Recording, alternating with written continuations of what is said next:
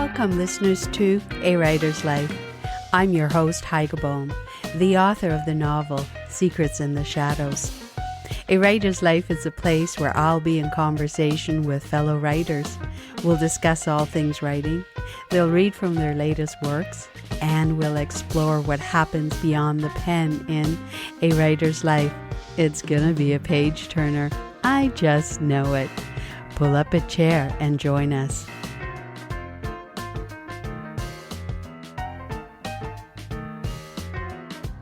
I'm recording on the traditional, ancestral, and unceded territory of the Squamish Nation.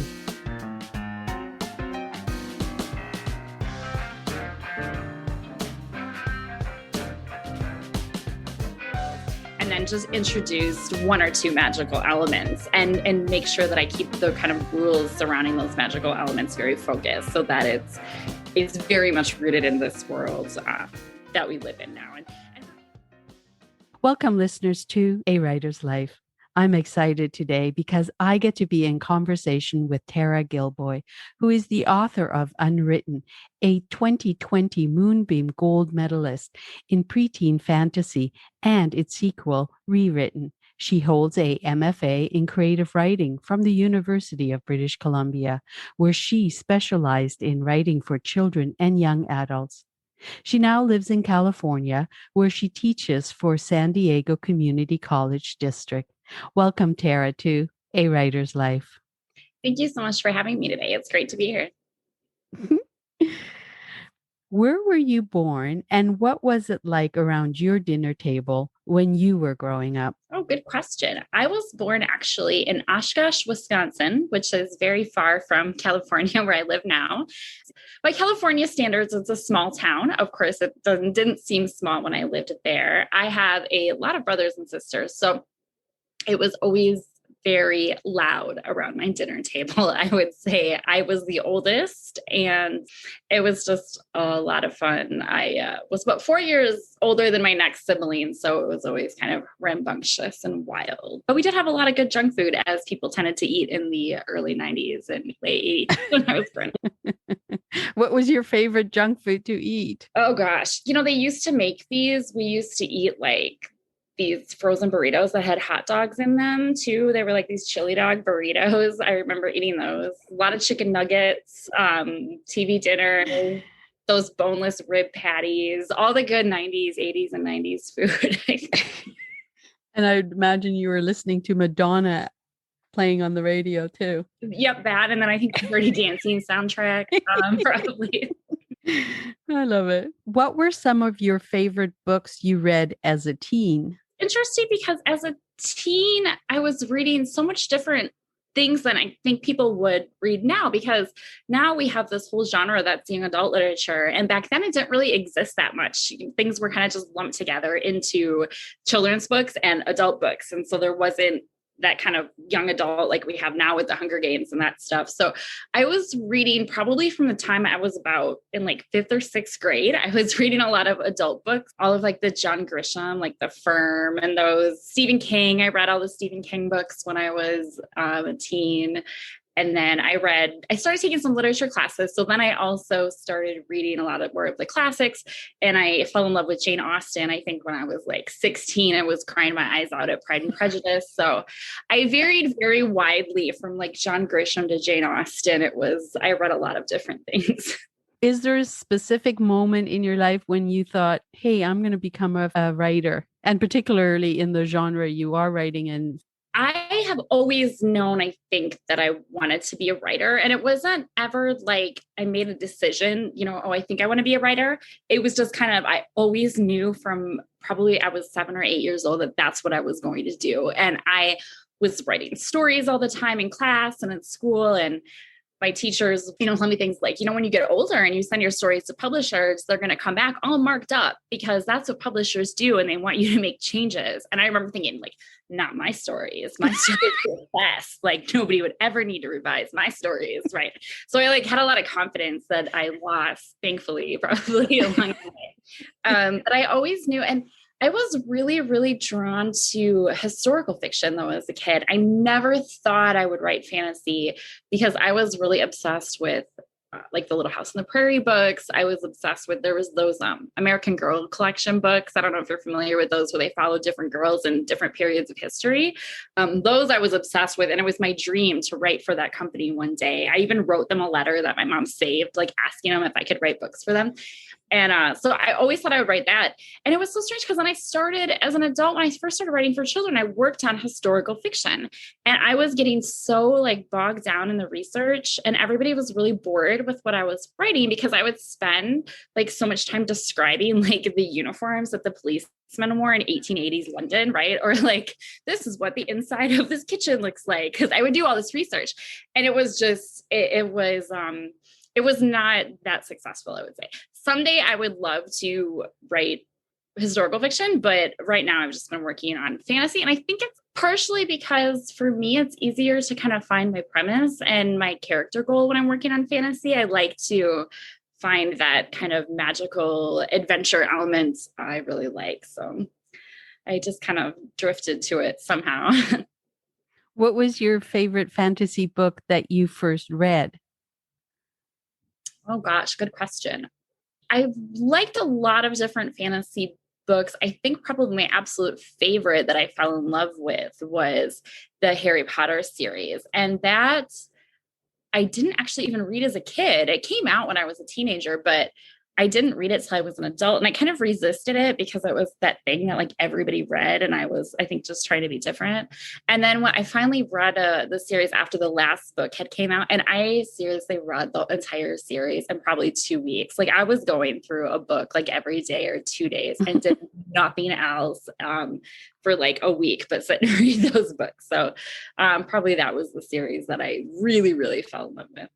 I don't really read fantasy. I'm more memoirs, historical fiction. I find it really amazing that authors can create these worlds and even languages. And how do you and where do you even start with that? For me, I do struggle a lot with that. And I know there are like some authors who spend all that time, like the Tolkien books, right? Or like the George R. R. Martin books, where he got these worlds that he can hold like this whole world in his head. And I feel like by the type of fantasy I write is much more rooted in reality. And I think for me, it works better because when I start introducing too many fantasy elements, I feel like sometimes I'm cheating when I'm writing, in that I can just introduce a new magical element anytime that I want to solve a problem. And so I don't like to do that. And so usually I will try to really root my fantasy in the real world, and then just introduce one or two magical elements, and make sure that I keep the kind of rules surrounding those magical elements very focused, so that it's very much rooted in this world that we live in now.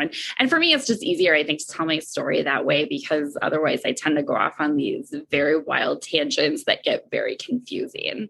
And Unwritten was like that when I first started writing. And even though my writing group kept telling me, and keep this rooted in reality, you're introducing too much magic, it's getting confusing. And it's like a lot of cutting to get it to what it is today. So I even had some reviewers who said like, oh, I don't know, this seemed a little like simple or simplistic. And I thought, I'm going to take that as a compliment, because you have no idea how confusing this used to be and how much whittling it took to make it get simplistic. So How do you come up with ideas about creating magic that isn't stereotyping, or the things of, oh, they can disappear or they can fly?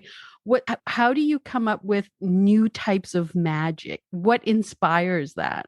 When I see things that relate to nowadays come from Star Trek. it's really, really hard. And I'm glad that you said that you get ideas from Star Trek, because I tend to get my ideas from other books as well. Not that I'm like taking like their ideas, but like, I know, for example, I was really struggling with how to make the magic work in Unwritten. And I knew that I needed some sort of portal that would get them from the real world into the story world, because that's something that happens in the book. The characters travel between the two worlds of the world inside the book and the world that we live in.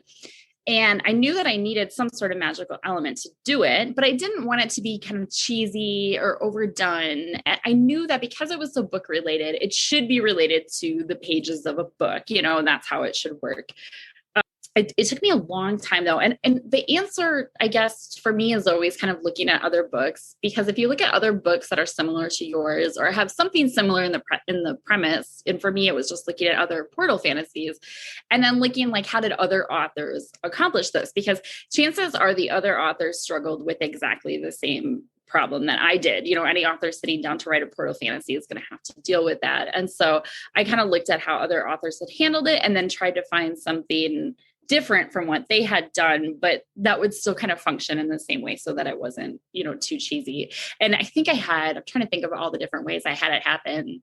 I definitely had a lot of different ways that I had them going through, and I forget what they all were. Some of them were really stupid. But I eventually, it was that they ended up writing their names on this like magic parchment. And if you wrote your name on the magic parchment, that's how you went back and forth between the two worlds. And that was just what worked for me. But I'm trying to remember now. There were some really weird ones that had to do with like falling asleep or like saying magic spells, or like it was weird in some drafts. So I read somewhere that you love writing for middle grade. What about that specific age group drives you to turn a blank page into a book? I wish I knew the answer to that. One time somebody had asked me to write an article about that. And it was the first time that I ever had to force myself to think really deeply about it. And it was so much fun because it's just kind of where I was naturally drawn. And I hadn't really ever thought about it too much before. And I think for me, it was because those were always my favorite books to read. I think when you're writing for that age group, the characters and then your readers too are just in that age where they're getting really independent and they can do a lot of things on their own. And they're very smart and more sophisticated than we give them credit for. But at the same time, they are so open to this sense of magic and wonder and adventure. And it's like, you can put anything pretty much that you want in a middle grade book as long as you can make it realistic, right? Like they are so willing to suspend disbelief, and you can, introduce fantasy elements, or if you're writing sci-fi, like as long as you are telling a good story, the kids are gonna, be in it with you. And also I think it forces me as a writer to really grow and kind of stretch a lot, because I think when you're writing for middle grade, those kids, they just don't have the patience with you if you're going to be an author who writes a lot of really long sentences and doesn't want to get to the point. And if your plot's going off in like different directions, like I think that writing for middle grade really focuses you to think about the best way to tell a good story, how to keep your story interesting, how to have that kind of economy of language so that you are, being very selective with your phrasing and how you word things. So it keeps me on my toes and forces me to tell a good story. And then it also just gives me that freedom to have those kind of, adventures that I like to write about and the magical elements. And so. How do you differentiate fantasy and sci-fi? How are those two genres different? It's tough. I don't write a lot of sci-fi. So I guess I think of sci-fi as more grounded in kind of science and technology, versus fantasy is more grounded in kind of magic. I have seen a lot of mashups though that I really, really like. For one, like the Golden Compass series, I guess would kind of be one that I think of as kind of a mashup of those two different things. So, and even in my fantasy, I do try to introduce a few scientific elements. I have one character, this boy, Walter, who's very scientific. And so as they're researching things, sometimes he'll find something about like plants. And I did look up like actual plants that, had been used for this throughout history. But then sometimes I just made stuff up too. So I think that with science fiction, you're going to have to probably develop the science aspects a bit more than you do in fantasy. But I think certainly they do kind of blur into each other a bit. Mm-hmm. You teach writing for San Diego Community College's continuing education program. Had you always wanted to be a teacher? It's funny because I came to teaching in a really, really roundabout way. I'd always wanted to be a writer. And then when I got into high school, that's kind of when people start telling you, like, you can't be a writer, you need a day job. Like, you can't make any money writing. So then I thought, well, I always wanted to be, I thought, well, I'll be a high school English teacher. So I started going to college for that degree, and I was doing English literature with a teaching certification. And I was taking those classes. And then I also was taking some creative writing classes just because I promised myself, like, I can't get through college without taking creative writing because I love it so much. So I took the creative writing classes and I was like, oh, I don't want to teach. I have to switch my major. Because it was the first time that writing ever had become like this like real thing. And I had great professors who encouraged me. So I dropped the teaching certification and we did the writing degree. Then I went on to do my master's in creative writing. And while I was working on my master's, I also started towards the end, started substitute teaching for elementary, middle school. And which was great because it gave me a lot of ideas for writing for children, but also it is such a hard job and teaching is so hard and so stressful. And I would come home at the end of the day, just exhausted, couldn't like hardly think or do anything but like stare at the wall and like cook dinner. And that was it. And I thought, oh, thank goodness I didn't do that teaching certification because I do not want to be a teacher like ever. Right. And so then I got this job teaching for the community college, and I love it. I started out just teaching one class, and I have the best students. And for me, it's just teaching for adults was such a different experience than doing that 8 hours in the elementary and middle school, because I have a little bit more flexibility with my schedule and more time for writing. And my students are amazing because it's continuing ed. I work with mostly retired people who are coming back to writing after long careers doing other things. And this has always been their dream. So they're so inspired and so talented, and they inspire me to get writing done. Even when it's like dreary, I'll have students in class going, writing is so fun. Like, how could anybody not want to write? I wrote for 4 hours today. And I'm like, wow, I wish I had your enthusiasm. So I'm so glad that I teach now. But I did come to it a rather really roundabout way where I swear I was never going to be a teacher, which is kind of funny. It's true. Like when you're writing, it does help when you always have a cheerleader, people asking you about it. It keeps you inspired. Just the other day, I had a customer say to me, "Did you get any writing done today?" And I went, "Yeah, I wrote 2 words." And she goes, "Way to go." And I thought, yeah, 2 words was good. I just watched PBS just came out with a documentary about Hemingway, and I was just watching part of it where they were talking about how he might spend all day on a paragraph, and I'm like, okay, that's good. If Hemingway spends all day on a paragraph, I guess I'm okay then. How important is it to you being in a writing group, and what does it do for you? Oh, wow.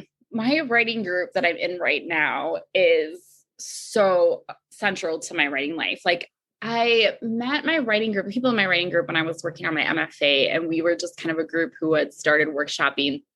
We were finishing up, our degrees, and or at least I was really kind of panicking because I wasn't going to have homework anymore and deadlines and get, that feedback from teachers every week.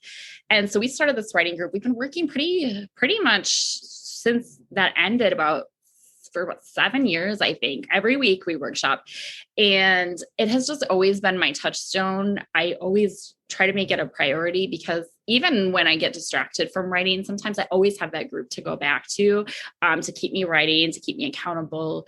Where I'm reading, I'm giving feedback, and they're offering me feedback. And I think that I couldn't have written any of my books without them and offering feedback along the way, because sometimes when we're in the midst of it, it's so hard to see our work objectively and to know what we need to change.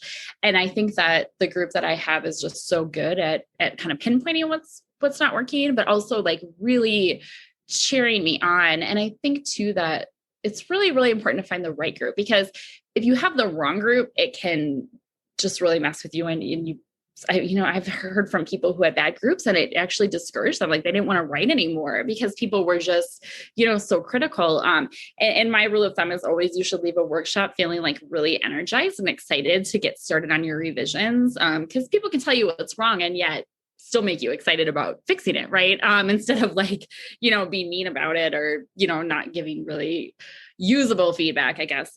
So no, my group is great. And it's funny because at first I had been panicking when I was leaving the MFA, like I'm not going to get feedback from people anymore. And now I actually think that my workshop group is like, I'm like, well, I'm getting better feedback than I got when I was working on my MFA, because they're such talented, all of them are such talented writers and editors. So. What are some of the ways that you, when you feel like you're stuck and you can't come up with ideas or thoughts, what do you do to overcome that? There's sort of a few different ways. Usually, my main one, if I'm stuck, I start reading a lot more. And often when I'm struggling to write and I just feel kind of like blocked up, it's often because I'm not reading enough fiction, and especially middle grade fiction. So that always inspires me to read other people's work.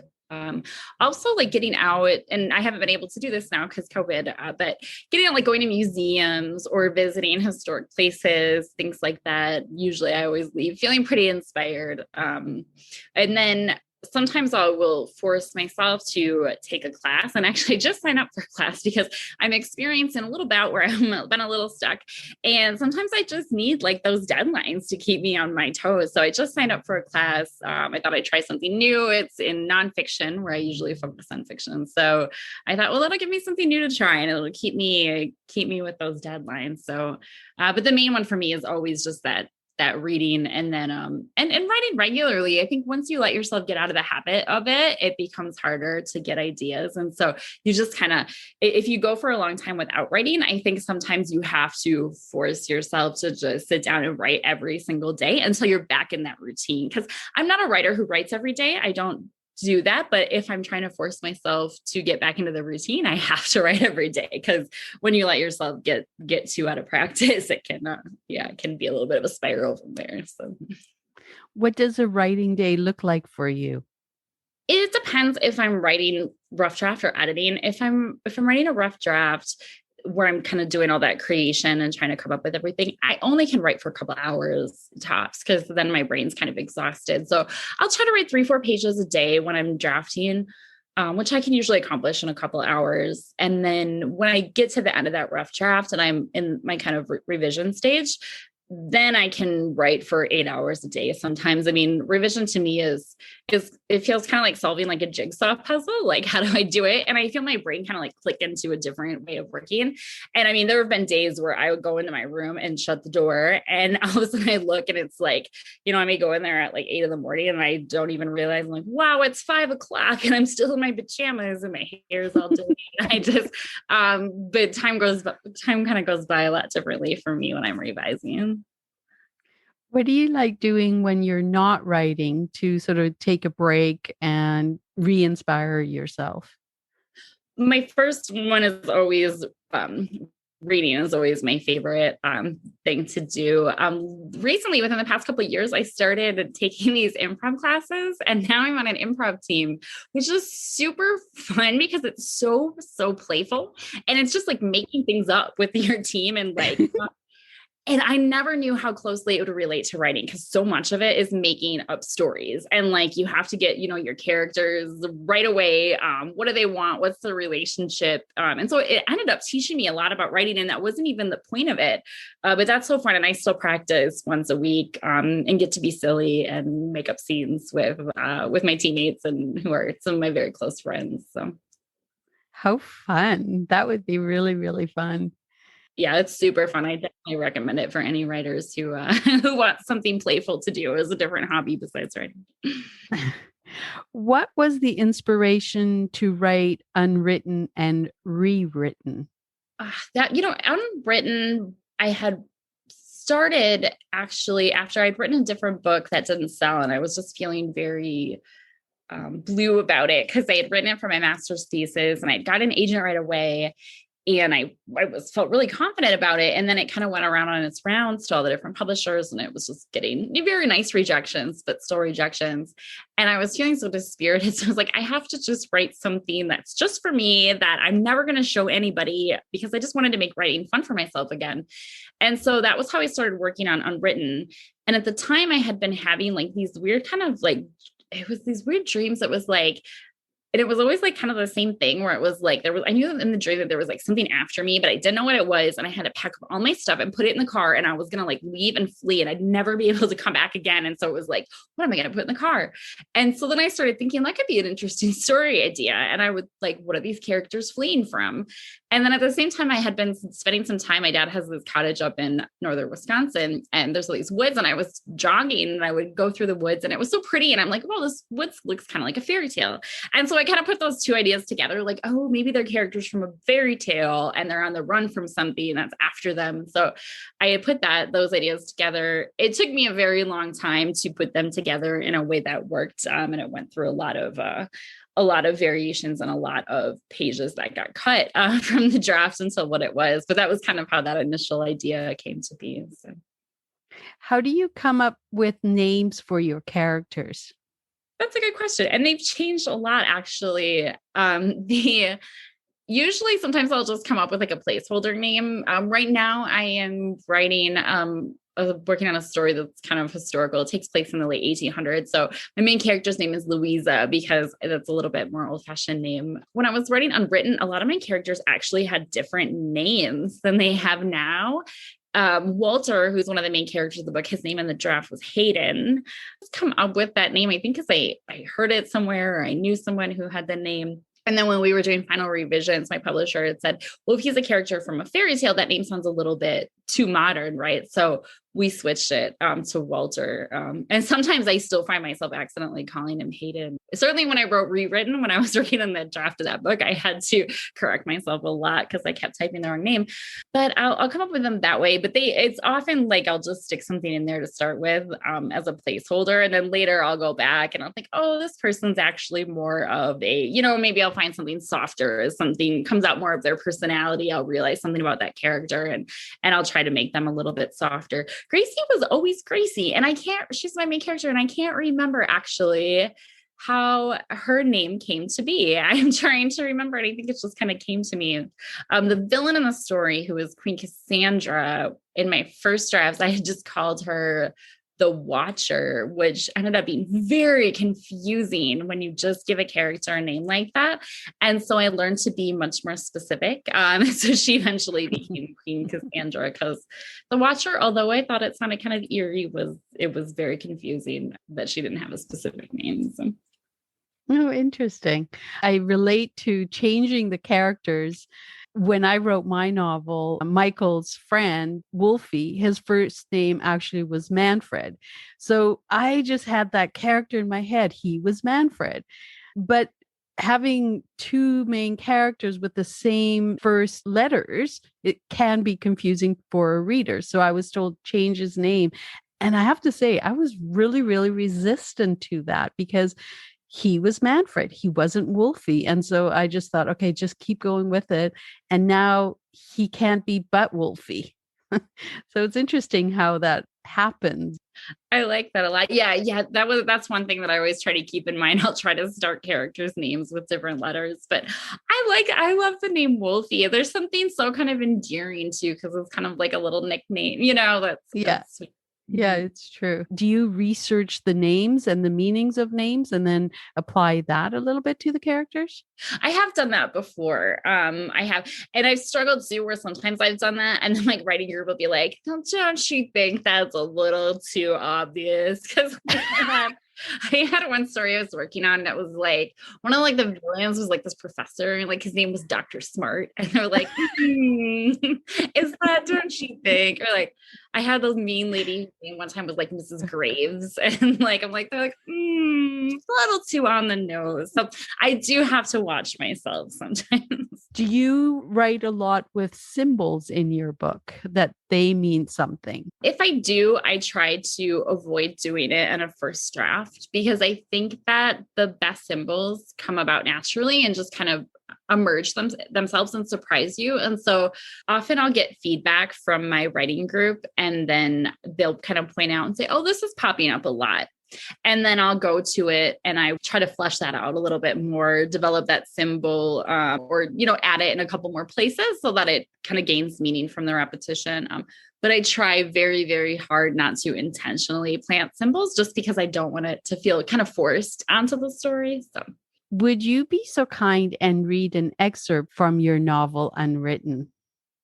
Of course, I would love to. I have an excerpt I'll read from near the beginning. And just to kind of set it up, Gracie is the main character of my story.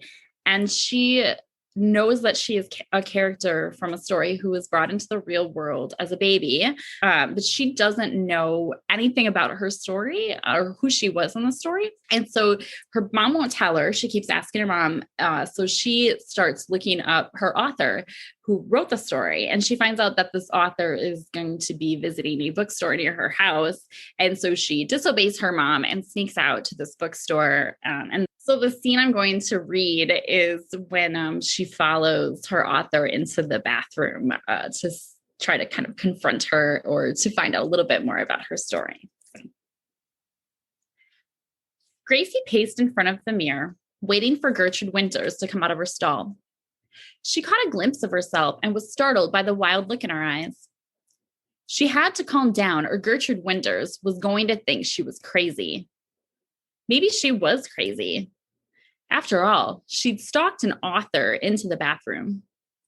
Gracie smoothed her hair. She splashed water on her face. What was taking so long? Gracie probably shouldn't question her while she was still in her stall. She might get mad. And then Gertrude Winters came out and washed her hands at the other sink. She smiled at Gracie in the mirror. Please, Gracie blurted out, tell me anything you remember about your Bondoff story. Tell me about Gracie. Gertrude Winters slowly dried her hands on a paper towel. Why are you so fascinated with that story? How do you even know about it? I can't tell you, Gracie said, but it's important. Like I said, I don't remember much about it. It was a kind of fairy tale, a novel I wrote for adults. It didn't work very well, so I threw away the draft and wrote something new. Gracie caught Gertrude Winters by the sleeve. Please, you have to try to remember more than that. I need to know. Gertrude Winters was looking past Gracie now, over her shoulder at the door, as if trying to think of some way to escape. I have to go. I'm running late. Gracie gripped her sleeve tighter. Please, I need to know. Gracie took a deep breath. I'm Gracie from the story.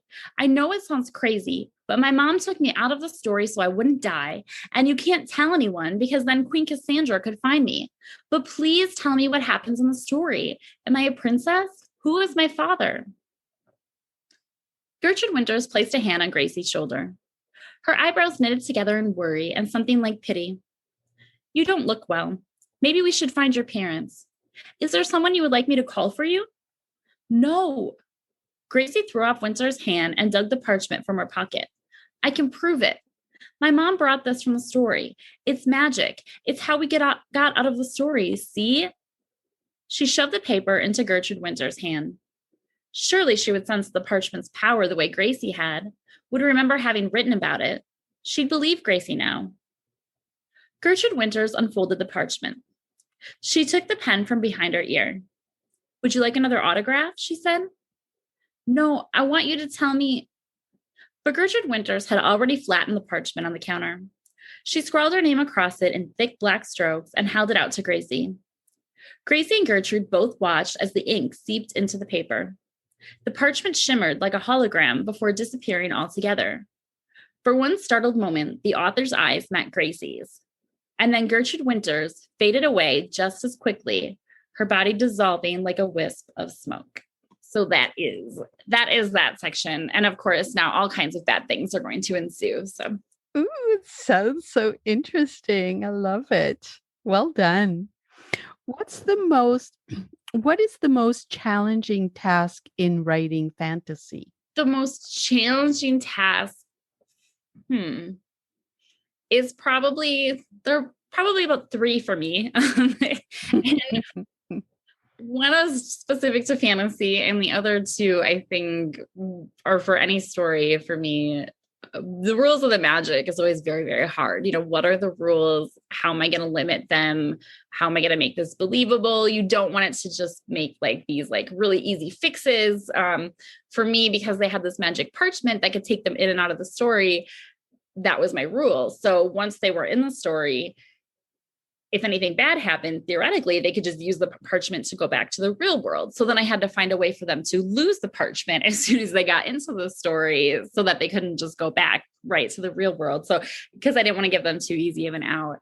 So the magic rules and working around those are always really difficult. And then the other 2 things that I find really difficult about all stories is balancing the action of the plot with how the character grows throughout the story. So you always want to make sure that somehow the events of the plot causes kind of internal change in the character, and figuring out how to do that is always really hard, and which is related to endings for me. And I struggle a lot with finding the best way to end stories. And I usually go through 3 or 4 different endings. And if I outline, I know that it's not going to be the ending that whatever I put in the outline is not going to be the final one.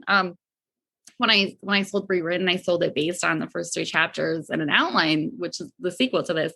And I knew, and then that the ending that I had, the outline wasn't going to stay. I was sure. And so sure enough, when I finally turned in the draft to my editor, I was like, oh, this isn't the book that they bought. I hope they like it.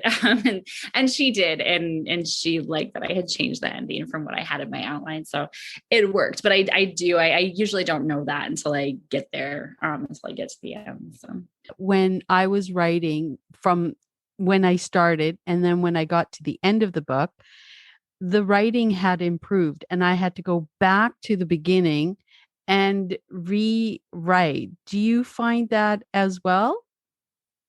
I definitely do. And in fact, and I do this and I tell my students the same, like, because people stress out a lot about their opening chapters and they'll revise it so many times. I'm like, you're not going to know what your opening chapter is until you get to the end of the book. So like, don't waste your time. It's just consider it a placeholder, right? Like write the opening chapter now. And then when you get to the end of the book, you're probably going to have to go back and rewrite the whole opening chapter anyways, because your writing style, I think, changes, the different themes that you've laid out and things change. And you want to hint at those in the first chapter. So yeah, I definitely have to do a lot of rewriting after I get to the end. When you write, do you think about pacing at all? A bit, in that I think about it in terms of structure and what needs to be in the story. So I think sometimes if I find that I'm writing a lot of unnecessary scenes, it slows down the pacing. So I'll look at each scene and kind of think of how does this scene contribute to the structure of the plot and what needs to happen in the story. And if it doesn't need to be there, it does slow down the pacing. And then I've also, when I wrote, because I wrote it so quickly, I struggled at first, I think, with my pacing actually being too fast, where I wasn't taking enough time to develop things. And it was kind of like one thing happening after another. And so I had to go back and add a little bit of just to flesh some things out and slow it down a little bit and kind of add those scenes so that the reader can take a breath, so it's not just one thing after another. But for me, a lot of that happens in revision, or just, outlining in that stage too, and kind of thinking of what needs to happen. So how do you balance humor in your writing? I don't intentionally put humor in my writing all the time, but then there are different things that come out. And I think for me, the most humor comes from the ridiculousness of characters sometimes, or little quirky things that the characters do. And I find people so funny, right? So I'm not always looking for the funny thing or to add something, but there'll be times where I think that's my best writing is when I find a character is cracking me up, because I'm I can't believe that she just said this. Especially my villains, I would write something I would make her say the most evil thing. And then I was calling my friends on the phone. I was like, you're never going to believe what Queen Cassandra just said. I can't believe she did this. Right. And people think I'm so crazy because I'm writing it, but I'm I would find it so funny when she would do something so extreme. And then there was the one part when I'll read sometimes from Rewritten, and I found kids always laugh at this one, and I didn't even write it to be funny, but Gertrude Winter is the author, and the sequel had been writing all these stories about people that she was mad at and then making really, really bad things happen to them, just because she was mad. And this was before she knew her stories were coming to life. But then there's one where a moment where Gracie goes, why did you make so many people get eaten? Because she kept making people get eaten by sharks and stuff. And the elementary kids always crack up at that line because she is supposed to be this adult and she's just writing these super petty stories where everyone's eaten by sharks. When I write, I tend to take out my frustration and the characters die. And one of the things I get really excited about is how interesting can I make their death? And I get really excited about it. And the novel that I'm writing right now, I had to call up my friend and say, oh my God, I just came up with the best way to kill someone in the story. And they're like, okay. And I go, the train, they get crushed by a train. And they're like, okay. But it makes me super happy. So I get the shark thing. I totally get that. When you write, do you write with a message that you want to get across to preteens and teens? I always try to avoid that in my drafts Mm-hmm. because I don't want it to seem really heavy handed. So I do try to avoid writing with a message. However, I think that every story has to have some, I call it the like, so what factor, which is kind of like the theme or like the heart. Like, what is the story really about? Right. Why does it matter? Why should we care? And so I do think about that. And that always, to me, that always is important that it comes in revision because I want all of the threads to be working kind of naturally and organically to that moment. And then when I go back after I figure it out, after my first draft is done, then I go back and I start teasing out those threads and making it more apparent in the story that that's kind of the underlying message of the book. But I don't want to just impose it on the story because I think sometimes then it feels forced. And I want it to just emerge from the characters' actions and the events of the story. And when I was writing Unwritten, I kind of knew when I got about halfway, because from the feedback I was getting on from my workshop group and some classes I was taking, that it was going to be about fate versus free will, because it just kind of had to be because of the elements of the what was happening as far as your character in a story. So how much of your future is predetermined by the story's events and the things that the author wrote about you. Had I known that when I began, I may have been very intimidated and probably never would have written it, because as soon as I figured that out, I was like, oh, this is going to be a lot of work. I wish I didn't have to develop this thread in the story. Now I really got my work cut out for me. And then it also ended up being, and I think more so than fate versus free will, it ended up becoming about kind of good and evil, and how do we become who we are in the choices that we make versus kind of, what are the things that are inherent in our character, the kind of things that we're born with, and whether or not we choose to act on, impulses or urges, and what makes somebody good versus evil. So that really emerged naturally. I had no idea about that thread until like draft 3, I think. But I did tease it out then later as to deepen in the story. So do you look at the political climate of today or the past and weave some of that into your stories, or do you get inspired by that at all? I think some of that came out when I was writing, probably unintentionally. I think, and I'm not very political. But I am really bothered by, I think that in the kind of political climate and just the social media climate right now, I think that, when people make a mistake or, do something wrong, I think there's kind of this impulse to jump down their throats, and everybody kind of gets on the shame train and is angry. And sometimes that can be not productive, because I don't think that necessarily shaming is the way to get people to change.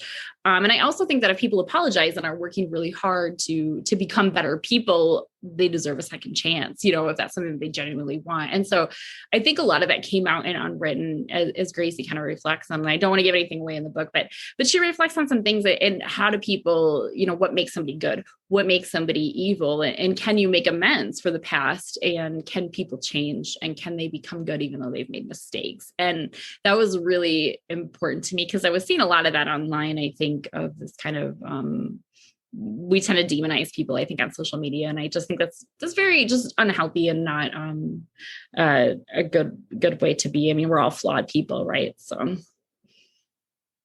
Do you then like to have your characters flawed? oh yes, I love flawed characters. And maybe too much. So, but I think that makes people real, right?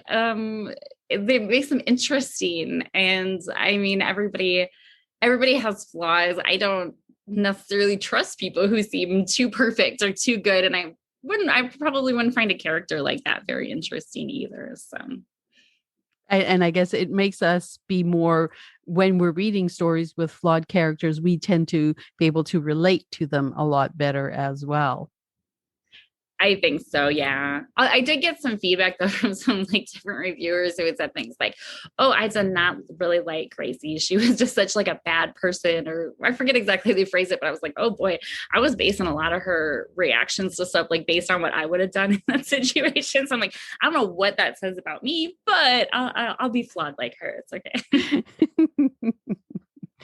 In order to get into that mindset of a teen or preteen, how do you do that? What is that process like for you? I try to remember a lot about what it felt like and what I felt like at that age to get into the mindset of a teen or preteen. I don't feel like I'm necessarily very good at getting into the teenage mindset. And I don't know why. And that's why I don't write young adults. I find it much easier to kind of go into the mindset of the middle grade.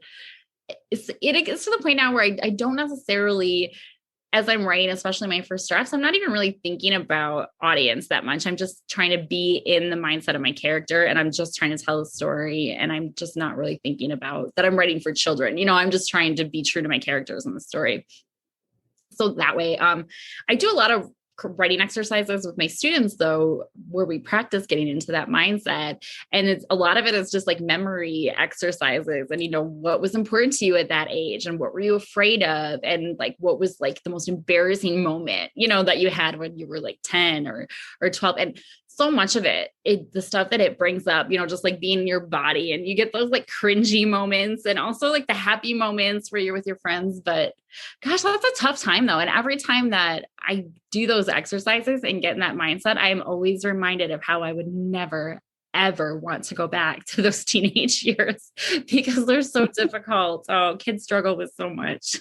Do you have any advice for people who want to get into writing fantasy? What's the best way for them to get started? I think the first thing that they need to do is read a lot of fantasy and read a lot of everything, really. I think that if people who don't like to read a lot have no business writing, and I know that sounds mean, but it's just true. Gracie. Like you are going to absorb so much of what you do as a writer. You absorb it through reading. So it's just second nature, right? And you don't have to think about everything quite as much. It's just the more you read, the more you're going to internalize the structure for language and story and everything. So reading a lot. And then I would also say, get a writing group, people that you trust. Sometimes you can find those by like taking some classes, meeting people, and then don't be afraid to write bad rough drafts. I love the Anne Lamott book where she talks about writing crummy rough drafts, but she doesn't say crummy.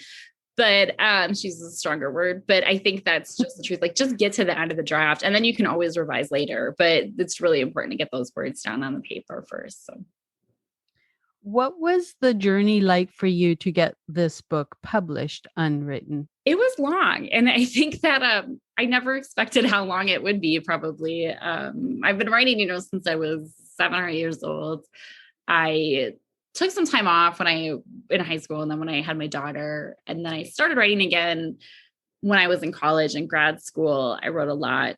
I wrote for my master's thesis, I wrote a different book and had gotten an agent, and that one didn't sell, and I was very sad about that. But then I wrote Rewritten as kind of my just for fun book, and then it turned into something more. So I thought, after I finished that, I thought, well, good, I have an agent now. This is going to be so much easier this time around. I'll send her the book. And then she took it and she said, she really had started focusing a lot more on just picture book sales. And she said, I don't really feel comfortable representing fantasy because I don't really know a lot about fantasy.